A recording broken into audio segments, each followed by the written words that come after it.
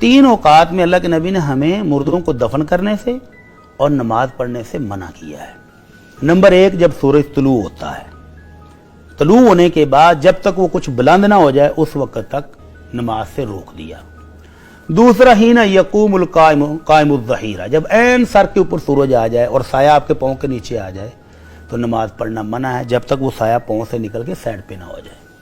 और तीसरा, जब सूरज ढलने के लिए झुक जाता है, जब तक वो गुरूब ना हो जाए उस वक्त तक नमाज मना है। लेकिन कौन सी नमाज?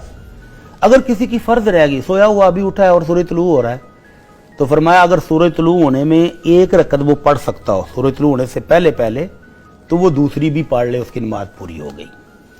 इसी तरह अगर किसी की असर रह गई है और सूरज गुरूब हो रहा है, घड़ी से फिर देखा कि 4-5 मिनट हैं, 1 रकत तो मैं पढ़ लूंगा, तो अगर 1 रकत वो पढ़ सकता है तो बाकी 3 भी उसको पढ़ने की इजाजत है। ये है कज़ा नमाज, फर्ज नमाज। अलबत्ता इन औकात में नवाफल पढ़ने से मना किया। कोई बंदा रिलैक्स बैठा कहता है यार फारग हूं तो 2-4 नफल पढ़ लूं, नहीं पढ़ सकता।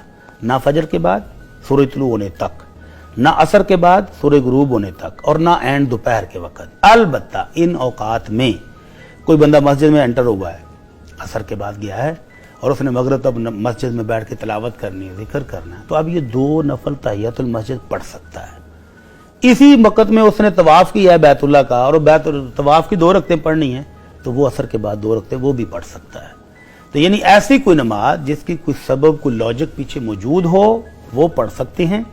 और आम रूटीन के नफल की मेरा दिल कर रहा है मैं 20 रकत पढ़ूंगा, 10 पढ़ूंगा, तो वो इन 3 औकात में पढ़ना मना है, और बाकी सारा वक्त जो है वो नवाफल पढ़ने का है, जब चाहे पढ़ लें।